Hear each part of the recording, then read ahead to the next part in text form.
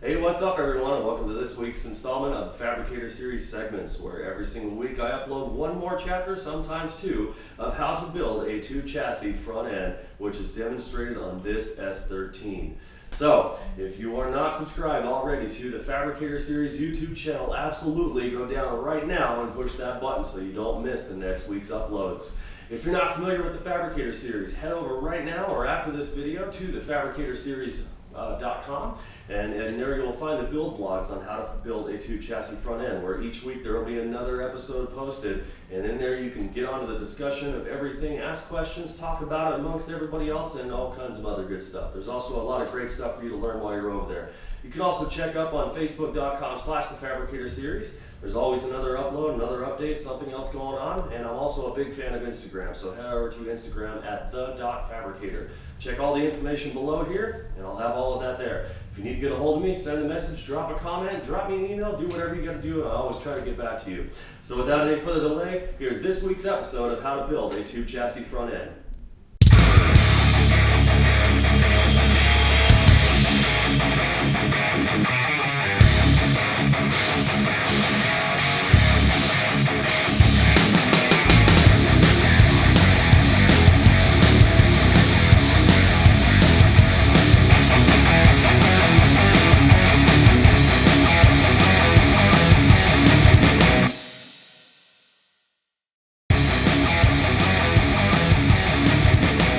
While I am kind of wiping off all of these lines here, what I am doing is keeping some of them in place, because remember there is a reference that we have to have here for all of these lines. It's our placement reference. So I'm only going to wipe out some of the marks in areas that I know I'm not going to need them on any of the tubes or anything like that. So just the ones that don't confuse me when it comes time to making some marks on all of our plate and everything to get everything placed out. So just kind of wiping everything off nice and clean now.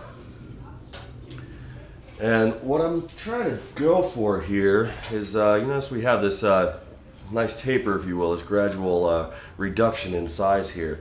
And I'm going to take 3 of my dimple dies here, going for 1 3/4 inch, 1.5 1.25 inches, and I'd like to keep this nice little gradual reduction pretty much right where it's at here. Now this will let some air escape here, and it will be the heat that escapes out of it, and a little bit is okay. Some heat coming out is fine, but as long as the majority of the airflow is deflected and pushed into the radiator, we're good to go. So having 6 holes in here is not going to make too much of a difference, and if it does, then we'll add something later on to kind of decorate the underside or close it back off or whatever the case is. But I really like the dimple dies that we have all over the place here, and of course a little bit of weight reduction as well. So we need to figure out where each one of these is going to be, and this is a little bit tricky to do because you don't want to just take a rough measurement and stamp it out and find out that half the dimple is over a section here, and that's just not going to work. So what we need to do is grab our tape measure and a marker, and we'll start by measuring out this side. So what I need to do here, I'm going to use my existing face line that I've created up top here, and this face line is also the same line that we'll use to reference our placement of the actual panel itself. I'm going to make another face line down here. We'll take a measurement in between. That is 3.5 inches from here to here. Now we also need to find out at what point this tube starts its point of deformation. So one of the ways that we can do this here is I can take my square, just kind of look here at the point where you see nothing underneath. I'm just going to make a line here. And that's going to give me a pretty decent reference as to where that point of deformation is. I'm going to make a couple of face lines on here, and this is how we'll be able to take some of our measurements. So let's find out how much space we have from the face line here, or actually from the edge line. Looks like 6 3/4 inches from here to here. So 3.5, 6 3/4. Well, remember that. Now, to make sure that we have everything in the right place, we're going to make a 1 inch increment mark on this face line of this tube, and that'll help us translate where the marks need to be for the dimple dies. So every 1 inch, make another mark.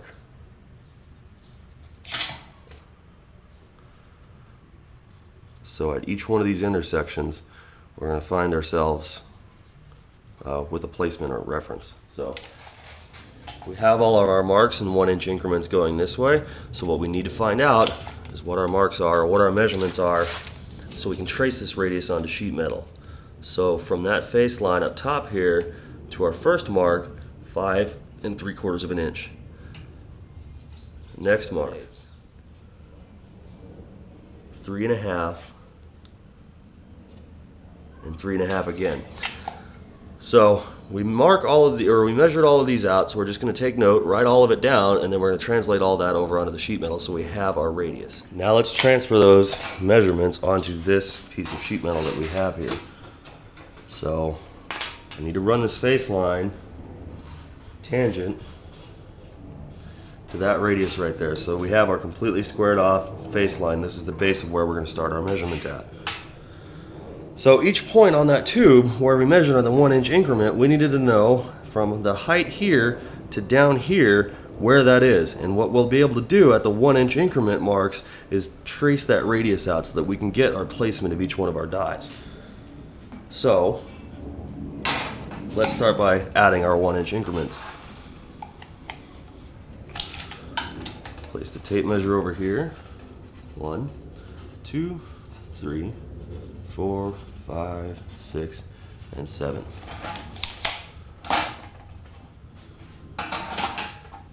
We'll just make a nice square reference here. Pretty solid line in which we can follow. So now we'll translate those lines over. So at our 1 inch increment marks, we started with 5 3/4, which is here. We'll have to run our square down there. Then we got 5 1/4, which is here. Next up was 4 3/4, followed by 4 1/4. Then we got 3 3/4. Now 3 1/2, and then 3 1/2 again. So let me take a moment to extend these lines down here.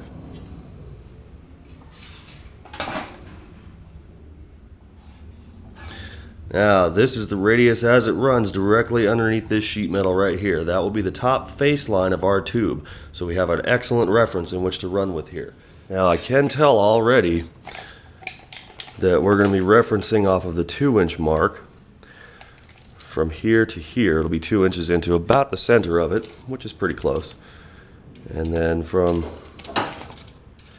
the face line to our 2 inch reference mark right here, it's about 5 1/4 inches. So half of that is where we're going to drill our hole. So across here, 2 inches in, and then half of our 5 1/4 inch mark.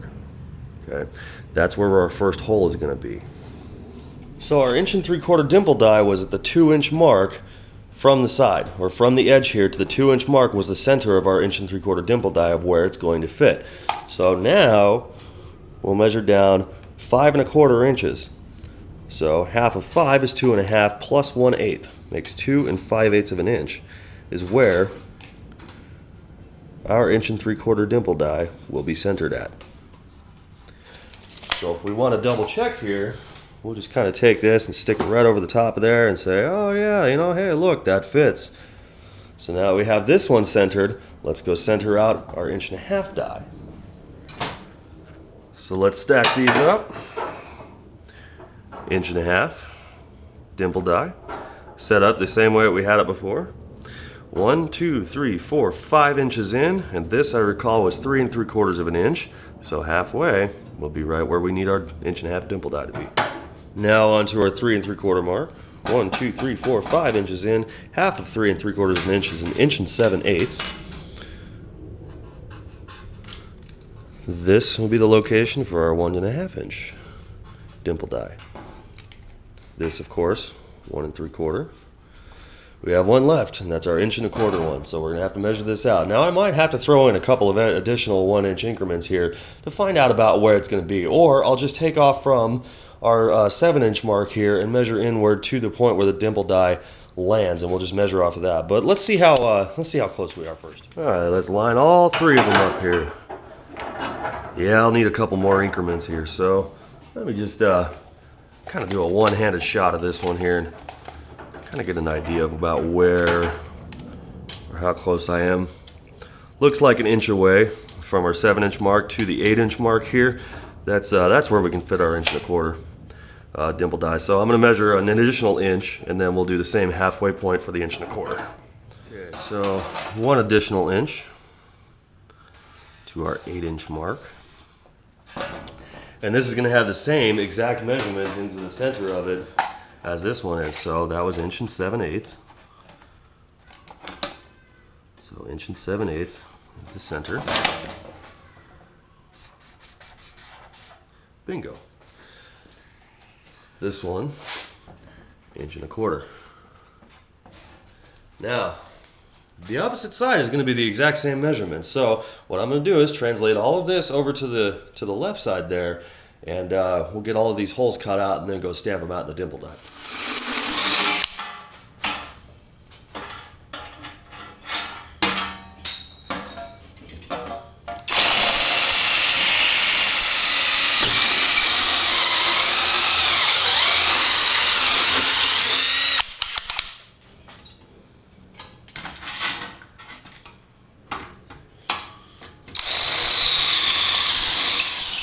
See, that was pretty simple. So now I'm going to take this and clean it up with the grinder, and of course I'm going to chase the inside out with the file. Now this is one of those things that I have to make it look nice and crisp and clean, because obviously these were cut by hand, and the dimple dies provided by IHeartGussets were cut with a laser. So while there is a bit of a difference, I have to try and maintain that same type of quality here. So I'm going to get these cleaned up with the grinder first, and then we'll put our next piece on.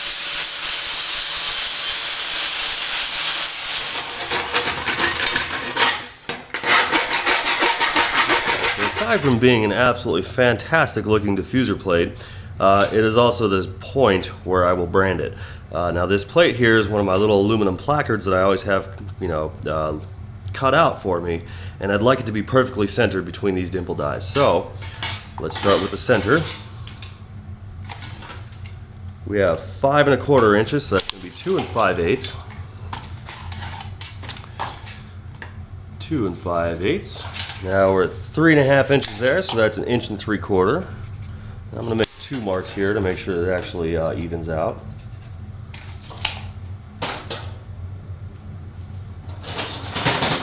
Got my square here.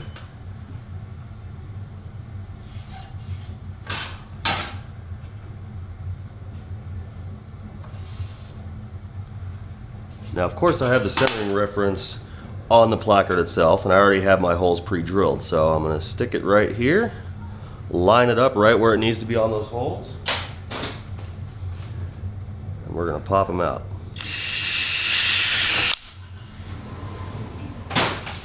So with the holes all set in place, I can erase all of my marks.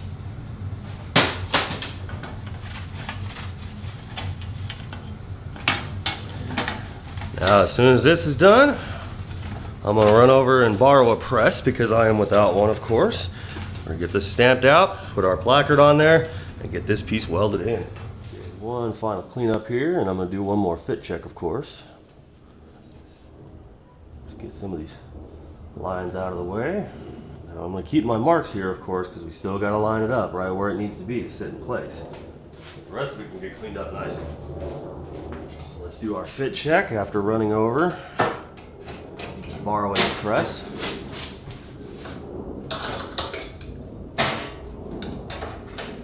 Now just look at how awesome that fits on there.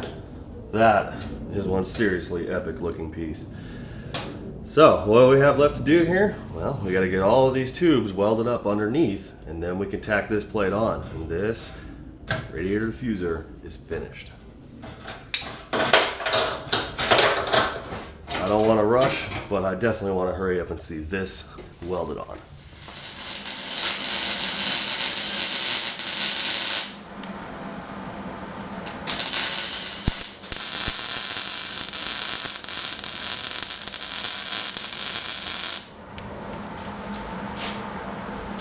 Alright, so the idea here is to maintain uniformity, and what we're going to do is keep this kind of same little spot tack welds down on this diffuser plate, so that way it matches the rest of the chassis in the build right now. So what I'm going to do, of course, I'm trying to make sure that this is perfectly centered and set, and I'm using our reference lines that we created earlier as my guide. So that way we maintain the uniformity on there.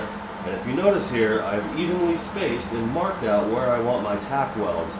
And I basically took the width of this, divide by 2, which is our center mark, divide that by 2, divide by 2 again, half, half, half, half, until it's all completely even and you've got as many tack welds as you want on it. So, I mean, that's all I really did with any of these. Now, of course, in the corners here, the edges, those are all going to get their tack welds on too. So, now that I've got it set up here, I'm going to start from the inside and work my way out.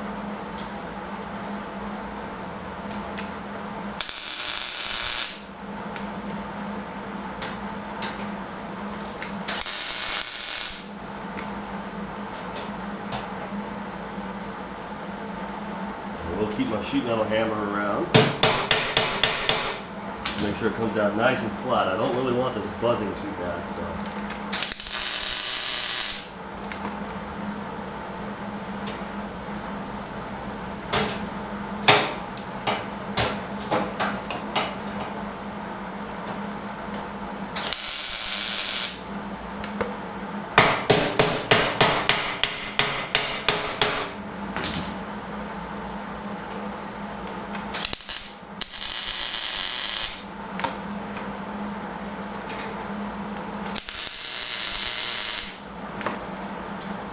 Starting to come along nicely.